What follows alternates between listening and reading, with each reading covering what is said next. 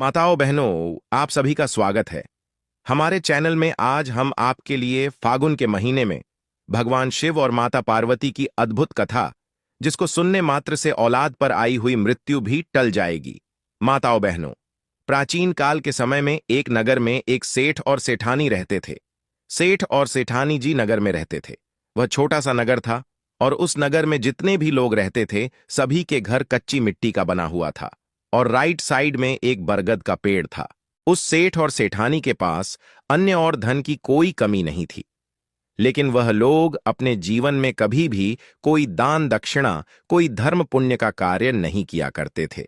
उसने अपने जीवन में उन्होंने कभी भी कोई धर्म पुण्य का कार्य नहीं किया करते थे। उसने अपने जीवन में उन्होंने कभी भी किसी को भिक्षा नहीं दिया और उनके धन को कोई खाने वाला भी नहीं था और उसके कोई संतान नहीं थी। जिस जगह पर उस सेठ का घर था उसी के लेफ्ट साइड में एक पीपल का वृक्ष था और उस पीपल के वृक्ष पर एक सुंदर सी गिद्ध और गिद्धनी का जोड़ा रहा करता था। गिद्धनी ने अपना घोंसला बना रखा था। गिद्धनी के दो छोटे छोटे बच्चे थे। गिद्धनी रोज नगर में दाना पानी चुगने के लिए जाती और दाना पानी चुगने के बाद वापस अपने घोंसले में आती और अपने बच्चों को खिलाती। गिद्धनी रोज उस सेठ के घर पर भी जाया करती थी, लेकिन वहां पर उसको एक भी दाना नहीं मिलता था और गिद्धनी वहां से आगे चली जाती। फिर गिद्धनी अपने मन में सोचने लगती है कि पूरे नगर में सबसे बड़ा घर इसी सेठ का है और बहुत धनी व्यक्ति है, लेकिन फिर भी यह कभी किसी को दान नहीं देता और घर के द्वार पर अगर कोई साधु आ जाता तो उसको बिना भिक्षा दिए ही उसको धुतकार कर दरवाजे से बाहर की ओर धक्के देकर ठेल देता और वह साधु निराश होकर उसके घर से बाहर चला जाता। और वह सेठ ना ही कभी कोई धर्म का कार्य करता है, कभी कोई मंदिर भी नहीं जाया करता था, कभी किसी असहाय व्यक्ति की सहायता नहीं करता है, कभी कोई असहाय जीव जंतु की सहायता नहीं करता है और ना ही कभी पक्षियों को दाना डालता था। यह सेठ बड़ा कंजूस था। एक दिन गिद्धनी सुबह के वक्त अपने घोंसले से उड़ के वह सेठ के घर के अंदर जाकर बैठ जाती और जब वह गिद्धनी सेठ के घर के अंदर जाकर बैठी तो उसने देखा कि सेठ और सेठानी बात कर रहे थे। सेठानी अपने पति से कह रही थी कि हे सेठ जी, हमारे पास इतनी धन दौलत है, इतनी संपत्ति है, पूरे नगर वाले हमें धनी सेठ कहते हैं। और स्वामी, हमारे पास धन की कोई कमी नहीं है, लेकिन इस धन का हम क्या करें? हमारी कोई वारिस नहीं है और नहीं कोई संतान है। इस धन को खाने वाला कौन होगा? मित्रों, सेठ अपनी सेठानी से कहता है, हे सेठानी जी, अब इसमें मेरा क्या कसूर है? हमारा नसीब ही कुछ ऐसा है। हमारे नसीब में पुत्र धन की प्राप्ति नहीं है। जब तक हम दोनों जिएंगे तब तक इस धन को खाएंगे। उसके बाद जिसके नसीब में होगा वह इस संपत्ति को खाएगा। मित्रों, दोनों पति पत्नी इस तरह की बात कर रहे थे और वह गिद्धनी बड़े गौर से सुनने लगती है। वे गिद्धनी सेठ और सेठानी की पूरी बात सुनने के बाद वहां से उड़ के चली जाती है और अपना दाना पानी चुगने के बाद वापस अपने घोंसले में चली जाती है। अब रोज गिद्धनी उस सेठ के घर जाने लगी और उनकी पूरी बात सुनने लगी। सेठ की जो घर वाली थी सेठानी, वह बड़े अच्छे स्वभाव की थी। उसके दिल में दया धर्म भी था। जब सेठानी रोज उस गिद्धनी को देखती है तो धीरे धीरे सेठानी का उस गिद्धनी से लगाव हो जाता है। अब सेठानी उस गिद्धनी को सेठ से छुप छुप करके दाने डालती और गिद्धनी दाने चुगती। ऐसे काफी दिन निकल जाते हैं। एक दिन गिद्धनी अपने मन में सोचने लगती है कि सेठानी बहुत अच्छी है और मुझे दाने भी खिलाती हैं, लेकिन उसके घर में पुत्र नहीं है। तब वह गिद्धनी अपने मन में सोचने लगती है कि ऐसा क्या किया जाए जिससे सेठानी को एक गुणवान तथा बुद्धिमान पुत्र की प्राप्ति हो सके। गिद्धनी सोचने लगती है कि एक औरत जब तक मां नहीं बनती है तब तक उसका औरत होना ही बेकार होता है। एक औरत का दुख एक औरत ही समझ सकती है। औरत का जीवन सफल तब होता है जब वह मां बन जाती है। एक औरत को सबसे बड़ा सुख तब मिलता है जब वह मां बनती है। यही सोचकर गिद्धनी बड़ी दुखी हो जाती है और गिद्धनी सोचने लगती है कि इतनी सीधी सादी सेठानी है, रोज मुझे दाना खिलाती है। ऐसा मैं क्या करूं जो कि इसके घर में एक गुणवान तथा बुद्धिमान पुत्र जन्म ले और इनको पुत्र की प्राप्ति हो। और सोचने लगती है कि मैं ऐसा क्या करूं। एक दिन वह गिद्धनी के मन में यह ख्याल आया कि क्यों ना मैं महाशिवरात्रि के दिन भगवान शिव के पास पहुंच। उधर भगवान शिव और माता पार्वती कैलाश पर्वत पर बैठे हुए थे। इधर गिद्धनी अपने दोनों बच्चों के साथ पेड़ पर बैठी थी और क्या सोच रही थी कि भगवान शिव और माता पार्वती से अरदास करूं, उनसे अर्जी करूं। यही सोचकर अपने पति गिद्ध से कहती है, हे स्वामी जी, मैं कुछ दिनों के लिए कहीं जा रही हूँ। आप दोनों बच्चों का ख्याल रखना, इनको समय पर दाना पानी खिलाना। इतनी बात कहकर गिद्धनी अपने घोंसले से उड़ान भरती है। गिद्धनी उड़ती उड़ती जंगल के रास्ते से जा रही थी। रात दिन उड़ती है, बड़ी परिश्रम करती है, भूखी प्यासी उड़ती जा रही थी और उड़ती उड़ती अंततः में वे कैलाश पर्वत पर पहुंच जाती है, जहां पर भगवान शिव और माता पार्वती कैलाश पर्वत पर बैठे हुए थे। गिद्धनी उड़ती हुई जाकर के माता पार्वती के चरणों के पास बैठ जाती है और जैसे माता पार्वती के चरणों में जाकर गिद्धनी बैठती है और गिद्धनी बेहोश हो जाती है। फिर माता पार्वती गिद्धनी से कहती है, हे गिद्धनी, तुम कहाँ से आई हो? हे पुत्री, तुम बड़ी परेशान दिखाई दे रही हो। तब गिद्धनी माता पार्वती से कहती है कि हे मैया, मैं बहुत दुखी हूँ और बड़ी दूर से आई हूँ।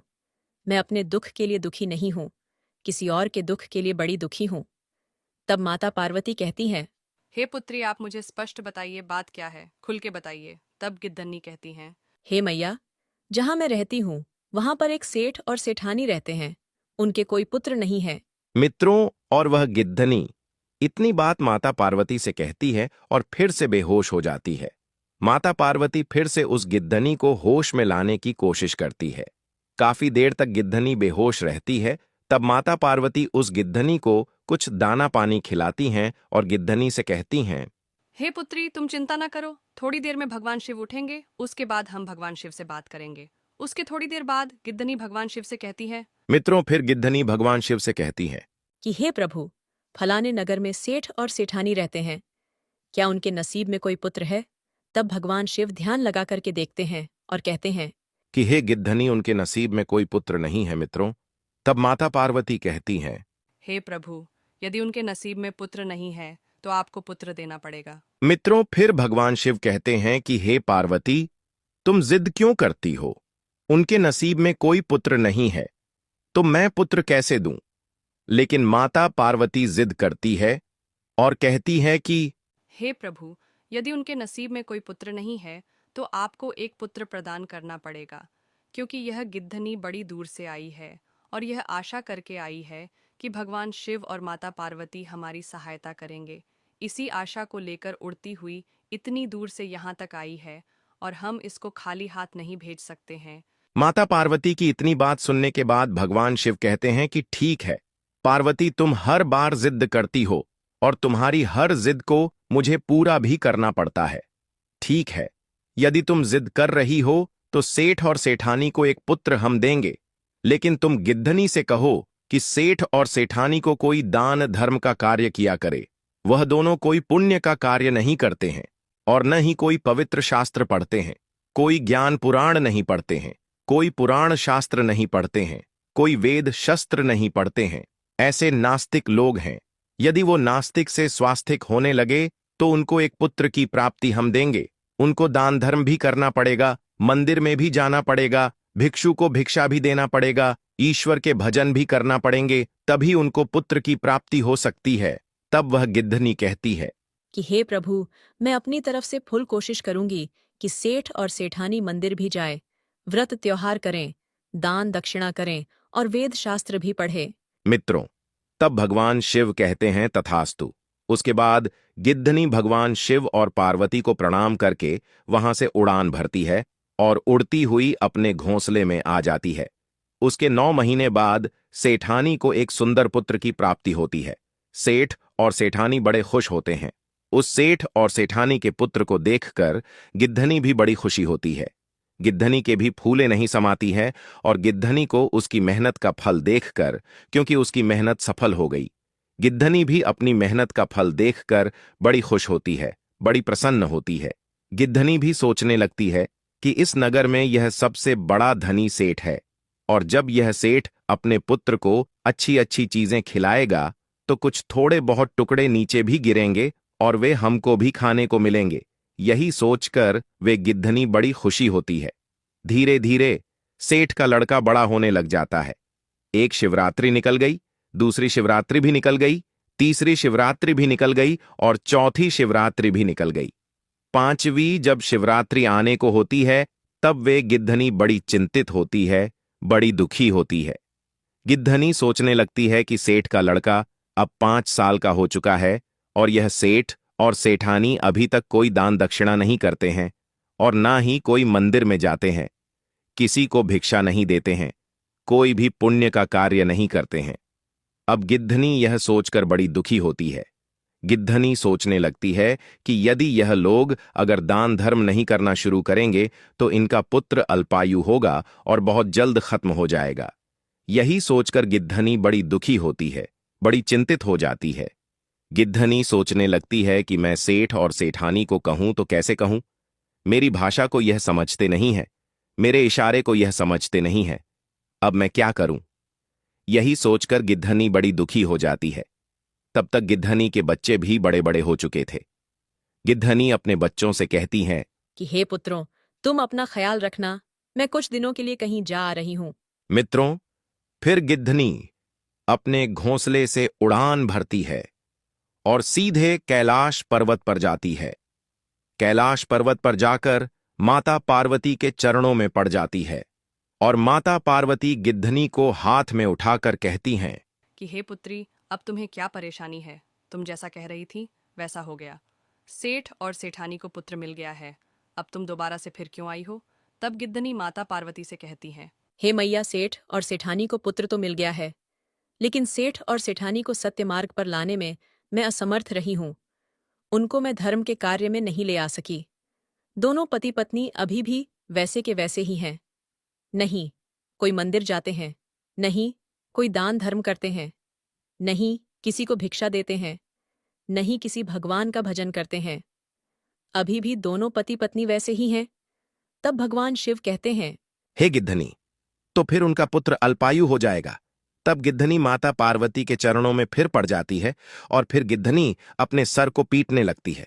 कहती है, हे मैया, ऐसा नहीं होना चाहिए। उनके पुत्र की अल्पायु नहीं होना चाहिए। मित्रों, गिद्धनी इस बात को अच्छी तरह जानती थी कि जब पिता से कोई चीज मांगनी हो तो मैया के चरणों में पड़ जाओ। यदि आप मैया को राजी कर लेते हैं तो पिता अपने आप मान जाते हैं। यही सोचकर गिद्धनी माता पार्वती के चरणों में पड़ जाती है और अपने सिर को पीटने लग जाती है। जब माता पार्वती फिर गिद्धनी को हाथ में उठाती हैं और कहती हैं, हे पुत्री, तुम शांत हो जाओ। तब माता पार्वती फिर से भगवान शिव से अर्जी करती है कि महादेव, ऐसा नहीं होना चाहिए। मित्रों, फिर गिद्धनी कहती है कि हे मैया, मैंने अपनी तरफ से फुल कोशिश की है उनको समझाने की, लेकिन वो लोग न ही तो मेरी भाषा को समझ पाते हैं और न ही मेरे इशारे को समझ पाते हैं। अब मैं करूं तो क्या करूं? माता, आप और भोले बाबा दोनों यदि वहां जाकर सेठ और सेठानी को सत्य मार्ग पर लाए तो बहुत अच्छा होगा। तब भगवान शिव कहते हैं कि ठीक है गिद्धनी, ऐसा ही होगा। हम बहुत जल्द सेठ और सेठानी के घर में जाएंगे। मित्रों, फिर गिद्धनी वापस कैलाश पर्वत पर से अपने घर को आ जाती है, अपने घोंसले में आ जाती है। उधर भगवान शिव और माता पार्वती एक साधु का रूप धारण करके सेठ और सेठानी के द्वार पर आते हैं और भगवान शिव सेठानी से कहते हैं, हे मैया, हमको बड़ी तेज भूख लग रही है और हमको भोजन खिलाइए। यदि तुम लोग हमें भोजन नहीं खिलाओगे तो हम तुम्हें श्राप दे देंगे और तुम बर्बाद हो जाओगे। तब सेठानी हाथ जोड़ करके कहती हैं, हे साधु बाबा, तुम मुझे श्राप मत देना, हम तुम्हें जरूर भोजन खिलाएंगे। मित्रों, सेठानी साधु के भेष में भगवान शिव और माता पार्वती को अपने घर के अंदर ले जाती हैं और अच्छे अच्छे पकवान बनाती हैं और दोनों के सामने प्लेट में लाकर रख देती हैं। माता पार्वती यह सब देखकर बड़ी प्रसन्न होती है, बड़ी खुश होती और उस सेठानी के पुत्र को देखकर माता पार्वती सोचती है कि भगवान शिव का प्रसाद है, इसलिए इतना चंचल है। जब सेठानी ने साधु के भेष में माता पार्वती और भगवान शिव को भोजन करा देती हैं, उसके बाद भगवान शिव और माता पार्वती उसके घर से जाने लगते हैं। तब सेठ और सेठानी दोनों हाथ जोड़ करके कहते हैं कि हे बाबा, हमसे कोई सेवा में कमी रह गई हो तो आप हमें क्षमा करें, लेकिन श्राप ना दे। तब भगवान शिव कहते हैं कि हे सेठ और सेठानी, ध्यान से सुनो। गलतियां तो तुमने बहुत की हैं और गलतियां करते ही जा रहे हो। यदि इसी तरीके से रहे तो तुम्हारे पुत्र पर घोर संकट आने वाला है और तुम्हारा पुत्र बहुत जल्द इस दुनिया से अलविदा हो जाएगा।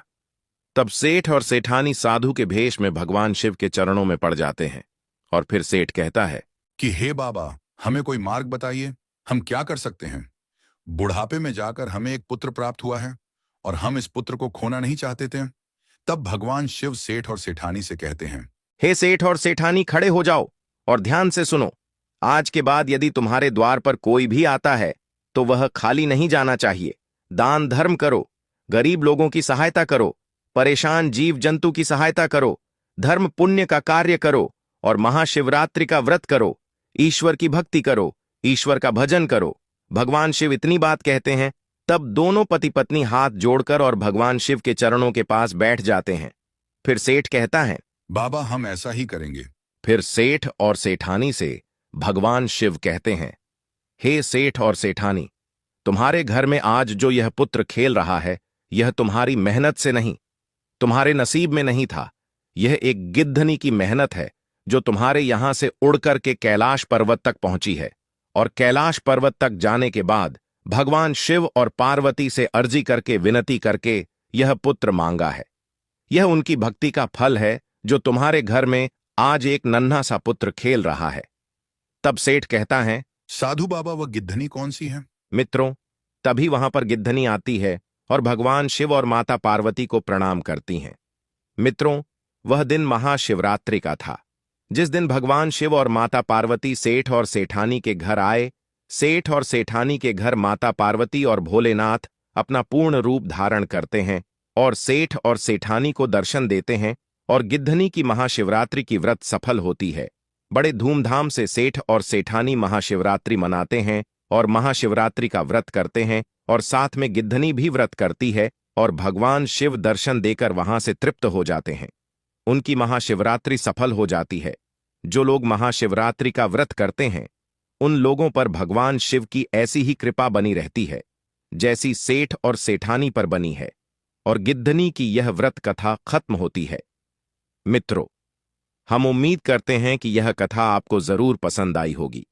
मित्रों, यदि यह कथा आप लोगों को पसंद आई हो तो वीडियो को लाइक करके, चैनल को सब्सक्राइब करके कमेंट बॉक्स में हर हर महादेव लिख दीजिए, जिससे आप सभी लोग जुड़े रहें प्राचीन कथाओं और कहानियों से। मित्रों, वीडियो को पूरा देखने के लिए आप सभी लोगों का बहुत बहुत धन्यवाद।